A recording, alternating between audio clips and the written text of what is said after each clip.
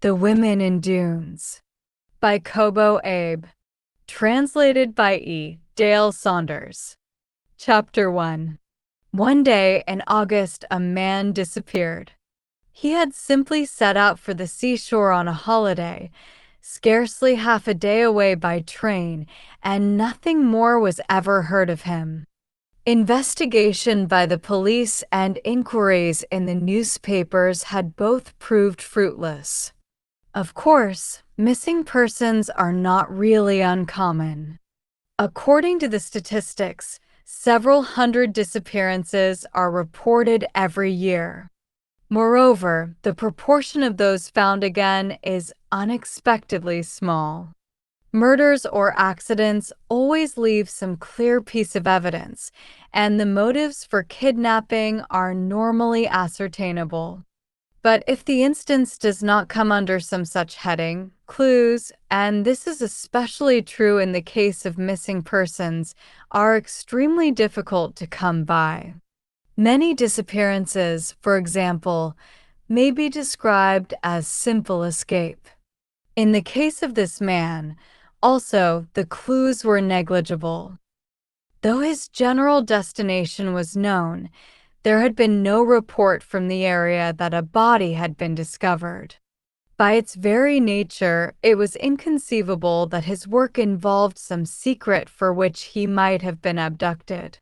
His quite normal behavior had not given the slightest hint that he intended to vanish. Naturally, everyone at first imagined that a woman was involved. But his wife, or at least the woman he lived with, announced that the object of his trip had been to collect insect specimens. The police investigators and his colleagues felt vaguely disappointed. The insect bottle and net were hardly a feint for a runaway trip with a girl.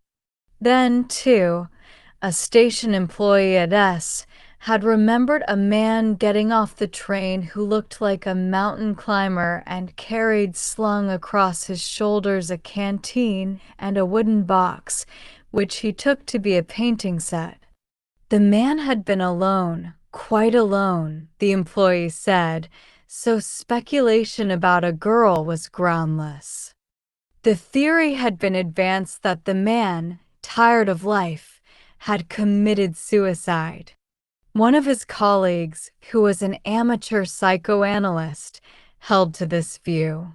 He claimed that in a grown man enthusiasm for such a useless pastime as collecting insects was evidence enough of a mental quirk. Even in children, unusual preoccupation with insect collecting frequently indicates an Oedipus complex. In order to compensate for his unsatisfied desires, the child enjoys sticking pins into insects, which he need never fear will escape. And the fact that he does not leave off once he is grown up is quite definitely a sign that the condition has become worse. Thus, it is far from accidental that entomologists frequently have an acute desire for acquisitions and that they are extremely reclusive, kleptomaniac, homosexual. From this point to suicide out of weariness with the world is but a step. As a matter of fact, there are even some collectors who are attracted by the potassium cyanide in their bottles rather than by the collecting itself, and no matter how they try, they are quite incapable of washing their hands of the business. Indeed, the man had not once confided his interests to anyone, and this would seem to be proof that he realized they were rather dubious. Yet, since no body had actually been discovered, all of these ingenious speculations were groundless. 7 years had passed without anyone learning the truth, and so, in compliance with Section 30 of the Civil Code, the man had been pronounced dead. Chapter 2. One August afternoon, a man stood in the railroad station at S. He wore a gray peaked hat, and the cuffs of his trousers were tucked into his stockings. A canteen and a large wooden box were slung over his shoulders. He seemed about to set out on a mountain climbing expedition. Yet there were no mountains worth climbing in the immediate vicinity. Indeed, the guard who took his ticket at the gate looked at him quizzically after he passed through. The man showed no hesitancy as he entered the bus standing in front of the station and took a seat in the back. The bus route led away from the mountains. The man stayed on the bus to the end of the run. When he got off, the landscape was a mixture of hillocks and hollows. The lowlands were rice paddies that had been divided into narrow strips, while among them slightly elevated fields planted with persimmon trees were scattered about like islands. The man passed through a village and continued walking in the direction of the seashore. The soil gradually became whitish and dry. After a time, there were no more houses, only straggling clumps of pine. Then the soil changed to a fine sand that clung to his feet. Now and again, clumps of dry grass cast shadows and hollows in the sand. As if by mistake, there was occasionally a meager plot of eggplants, the size of a straw mat. But of human shadows there was not a trace. The sea, toward which he was headed, lay beyond. For the first time the man stopped. He wiped the perspiration from his face with his sleeve and gazed around. With deliberation, he opened the wooden box and from the top drawer took out several pieces of pole that had been bundled together. He assembled them into a handle and attached an insect net to one end. Then he began to walk again, striking the clumps of grass with the bottom of the shaft. The smell of the sea enveloped the sands. Some time went by, but the sea still could not be seen. Perhaps the hilly terrain obstructed the view. The unchanging landscape stretched endlessly on. Then, suddenly, the perspective broadened and a hamlet came into sight. It was a commonplace, rather poor village whose roofs, weighted down with stones, lay clustered around a high fire tower. Some of the roofs were shingled with black tile, others were of zinc, painted red. A zinc-roofed building at the hamlet's single crossroad seemed to be the meeting house of a fisherman's cooperative. Beyond, there were probably more dunes and the sea. Still, the hamlet was spread out to an unexpected extent. There were some fertile patches, but the soil consisted mostly of dry white sand. There were fields of potatoes and peanuts, and the odor of domestic animals mingled with that of the sea. A pile of broken shells formed a white mound at the side of the clay and sand road, which was as hard as cement. As the man passed down the street, children were playing in the empty lot in front of the cooperative. Some old men were sitting on the sagging veranda repairing their nets, and thin-haired women were gathered in front of the single general store. All movement ceased for a moment as they looked curiously at him. But the man paid no attention. Sand and insects were all that concerned him. However, the size of the village was not the only surprising thing. Contrary to what one would expect, the road was gradually rising. Since it led toward the sea, it would be more natural for it to descend. Could he have misread the map? He tried questioning a young village girl who was passing by just then. But she lowered her eyes and, acting as if she had not heard a thing, hurried on. Yet the pile of shells, the fishing nets, and the color of the sand told him that certainly the sea lay nearby. There was really nothing yet that foretold danger. The road began to rise more and more abruptly, More and more it became just sand.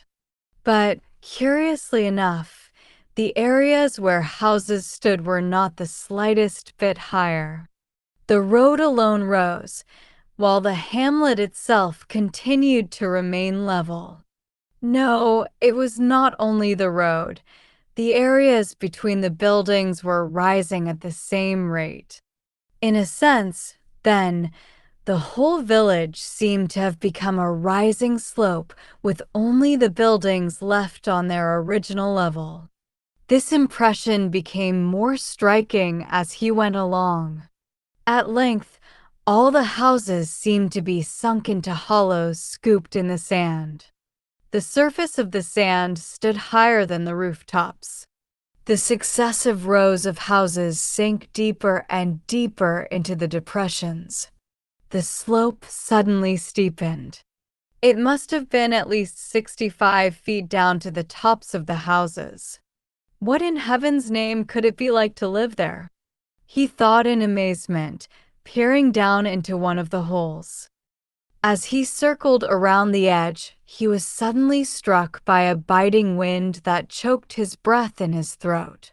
The view abruptly opened up, and the turbid, foaming sea licked at the shore below. He was standing on the crest of the dunes that had been his objective. The side of the dunes that faced the sea and received the monsoon winds rose abruptly, but straggling clumps of scrubgrass grew in places where the incline was not as steep.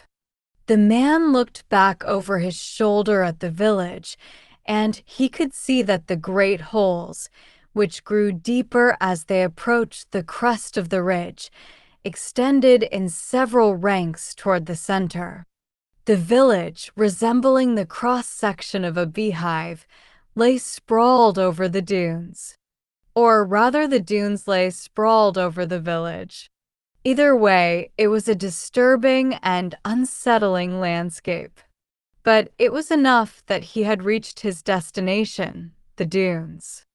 The man drank some water from his canteen and filled his lungs with air, and the air which had seemed so clear felt rough in his throat. The man intended to collect insects that lived in the dunes. Of course, dune insects are small and soberly colored.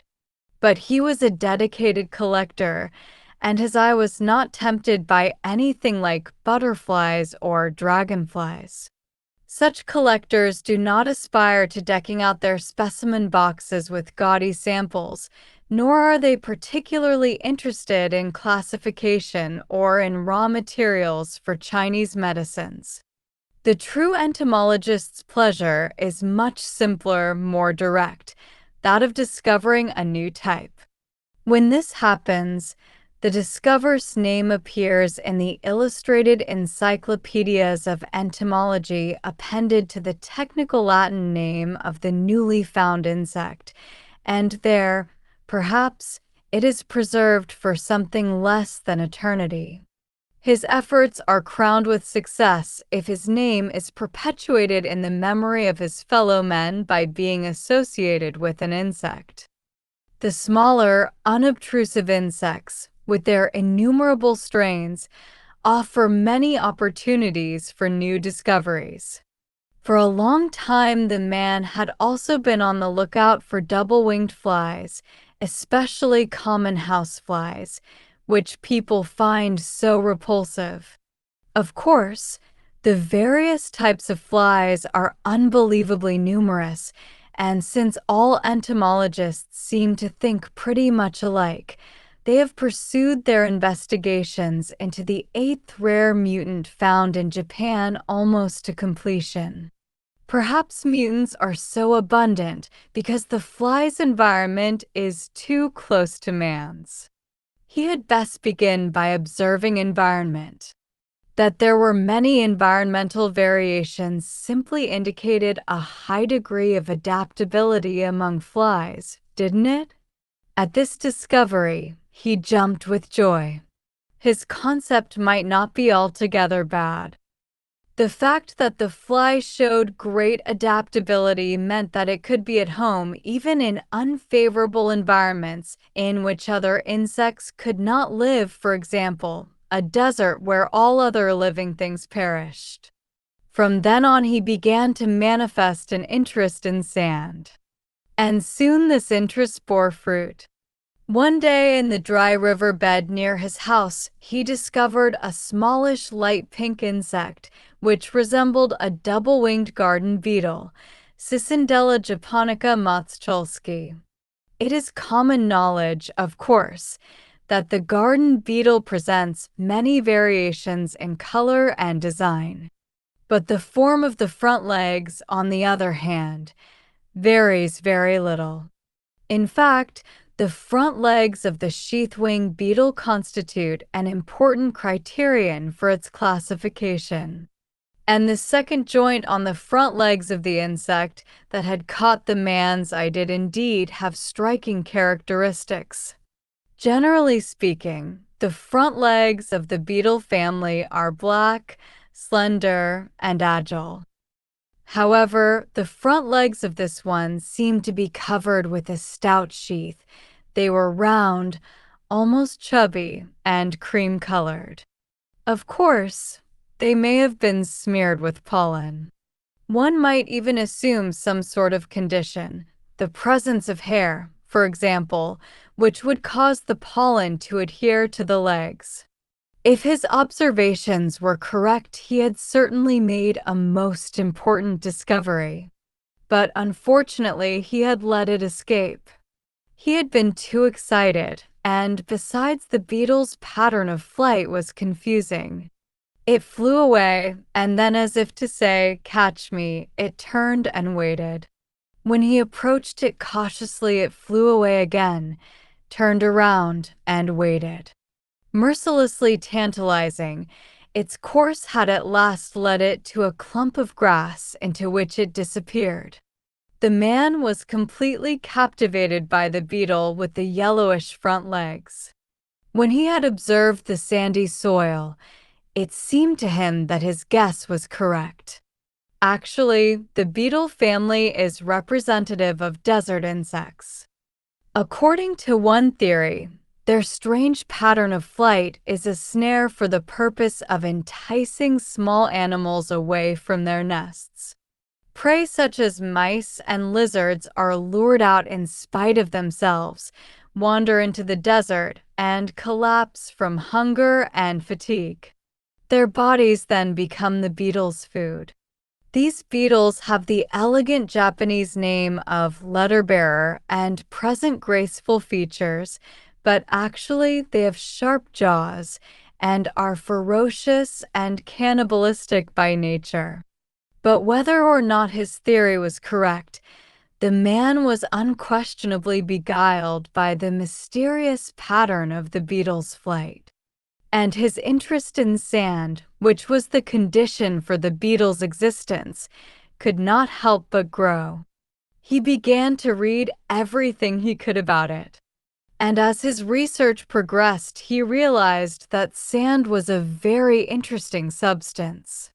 For example, opening to the article on sand in the encyclopedia, he found the following: sand, an aggregate of rock fragments, sometimes including lodestone, tinstone, and more rarely gold dust. Diameter, 2 to 1/16 millimeter. A very clear definition indeed. In short, then, sand came from fragmented rock and was intermediate between clay and pebbles. But simply calling it an intermediate substance did not provide a really satisfactory explanation. Why was it that isolated deserts and sandy terrain came into existence through the sifting out of only the sand from soil in which clay, sand, and stones were thoroughly mixed together? If a true intermediate substance were involved, the erosive action of wind and water would necessarily produce any number of intermingling intermediate forms in the range between rock and clay. However, there are in fact only three forms that can be clearly distinguished from one another: stones, sand, and clay. Furthermore, sand is sand wherever it is. Strangely enough, there is almost no difference in the size of the grains whether they come from the Gobi Desert or from the beach at Enoshima. The size of the grains shows very little variation and follows a Gaussian distribution curve with a true mean of 1/8 millimeter. One commentary gave a very simple explanation of the decomposition of land through the erosive action of wind and water. The lighter particles were progressively blown away over great distances. But the particular significance of the 1/8 millimeter diameter of the grains was left unexplained. In opposition to this, another book on geology added an explanation along these lines. Air or water currents set up a turbulence. The smallest wavelength of this turbulent flow is about equal to the diameter of the desert sand. Owing to this peculiarity, only the sand is extracted from the soil, being drawn out at right angles to the flow.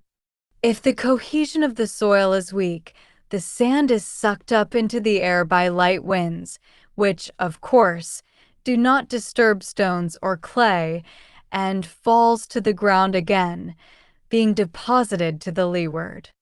The peculiarities of sand would seem to be a matter of aerodynamics. Hence, we can add this to the first definition as b. a particle of crushed rock of such dimension as to be easily moved by a fluid. Because winds and water currents flow over the land, the formation of sand is unavoidable. As long as the winds blew, the rivers flowed, and the seas stirred, sand would be born grain by grain from the earth, and like a living being it would creep everywhere. The sands never rested. Gently but surely they invaded and destroyed the surface of the earth. This image of the flowing sand made an indescribably exciting impact on the man.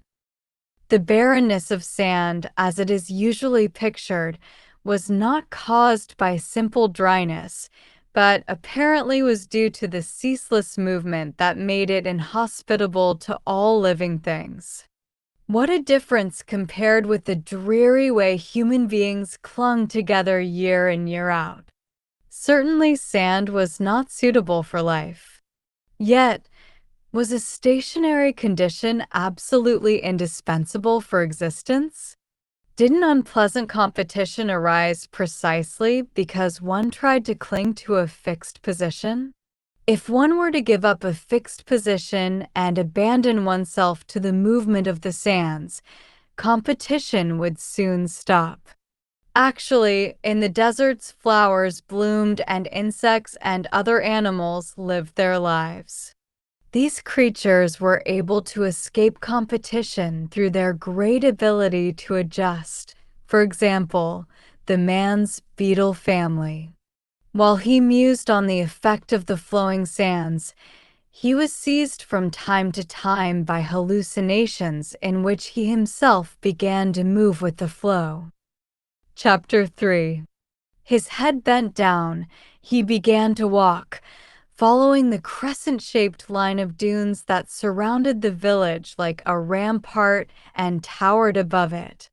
He paid almost no attention to the distant landscape. An entomologist must concentrate his whole attention within a radius of about 3 yards around his feet. And it is one of the fundamental rules that he should not have the sun at his back. If the sun should get behind him, he would frighten the insects with his own shadow.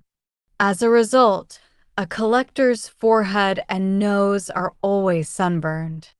The man advanced slowly at a steady pace. With every step the sand splashed up over his shoes. Except for shallow-rooted weeds that looked as though they would shoot up in a day if there were any moisture, there appeared to be no living thing. Once in a long while, tortoiseshell-colored flies would flit around, drawn by the odor of human perspiration. However, precisely because it was such a place, he could expect to find something. Beetles are not especially gregarious, and they say that, in extreme cases, a single beetle will cordon off an area of as much as 1 square mile. Patiently, he kept walking round and round. Suddenly, he paused in his tracks. Something had stirred near the roots of a clump of grass. It was a spider.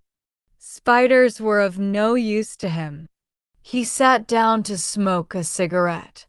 The wind blew ceaselessly from the sea and, far below, turbulent white waves beat against the base of the sand dunes. Where the dunes fell away to the west, a slight hill crowned with bare rock jutted out into the sea. On it the sunshine lay scattered in needlepoints of light. He had difficulty getting his matches to light. Out of 10 tries, not one had caught. Along the length of the matchsticks he had thrown away, ripples of sand were moving at about the speed of the second hand of his watch. He focused his attention on one wavelet, and when it arrived at the tip of his heel, he arose.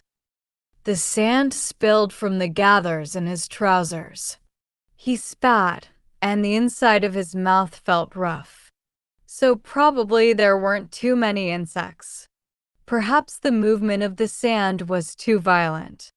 No, he shouldn't be so quickly discouraged. His theory guaranteed that there would be some. The line of dunes leveled off, and a section jutted out on the side away from the sea. He was lured on by the feeling that in all probability his prey was there, and he made his way down the gentle slope. Here and there the remains of what seemed like a wind fence made of watling marked off the point of the promontory, beyond which, on a still lower level, lay a plateau. He went on, cutting across the ripples of sand, which were hewn with machine-like regularity. Suddenly his line of vision was cut off, and he stood on the verge of a cliff looking down into a deep cavity. The cavity, over 60 feet wide, formed an irregular oval. The far slope seemed relatively gentle, while in contrast the near side gave the feeling of being almost perpendicular. It rolled up to his feet in a smooth curve, like a lip of heavy porcelain. Placing one foot gingerly on the edge, he peered in. The shadowy interior of the hole, set against the luminous edge, already announced the approach of evening. In the gloom at the bottom, a small house lay submerged in silence. One end of its ridgepole was sunk diagonally into the sand wall. Quite like an oyster, he thought. No matter what they did, he mused, there was no escaping the law of the sand. Just as he was placing his camera in position, the sand at his feet began to move with a rustle. He drew his foot back, shuddering, but the flow of the sand did not stop for some time. What a delicate, dangerous balance. Breathing deeply, he wiped his sweaty palms several times on the sides of his trousers. A coughing broke out next to him. Unnoticed, an old man, apparently one of the village fishermen, was standing there almost touching his shoulder.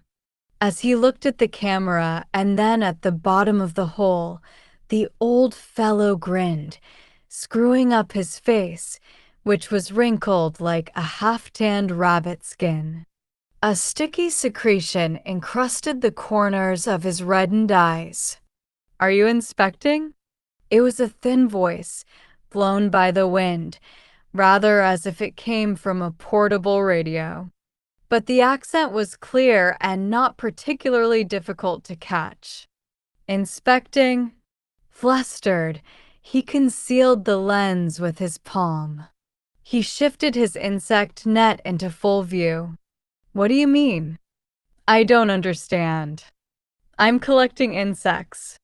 My specialty is sand insects. What? The old man did not seem to have understood.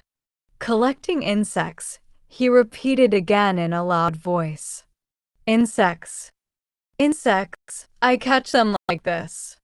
Insects. The old man appeared dubious. Looking down, he spat.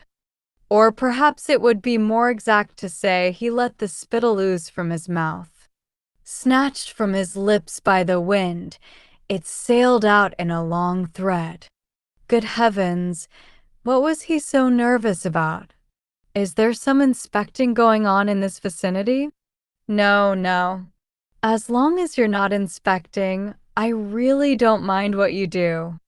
No, I'm not inspecting. The old man, without even nodding, turned his back and, scuffing the tips of his straw sandals, went slowly away along the ridge. Some 50 yards further on, when had they come? 3 men dressed alike, apparently waiting for the old man, squatted silently on the sand.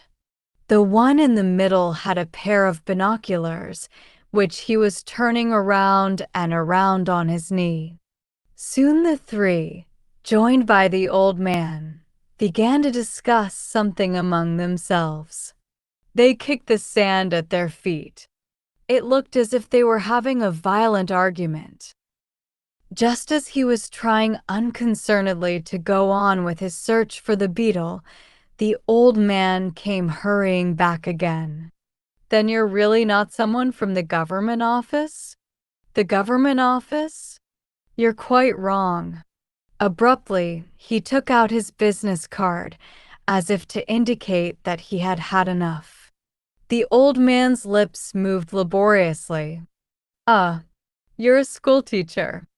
I have absolutely no connection with the government office. So you're a teacher. At last he appeared to understand, and the corners of his eyes wrinkled up. Carrying the card respectfully, he went back again. The 3 others, apparently satisfied, stood up and withdrew.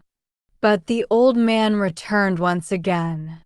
By the way, what do you intend doing now? Well, I'm going to look for insects. But the last bus back has already gone. Isn't there any place I can stay here? Stay all night? In this village. The man's face twitched. If I can't stay here, I'll walk on to the next village. Walk. As a matter of fact, I'm in no special hurry. Well, why go to all that trouble? He suddenly became loquacious. You can see this is a poor village, he said in an accommodating tone. There isn't a decent house in it, but if it's all right with you, I'll put in a good word and see what I can do to help you out. He did not seem to bear any ill will.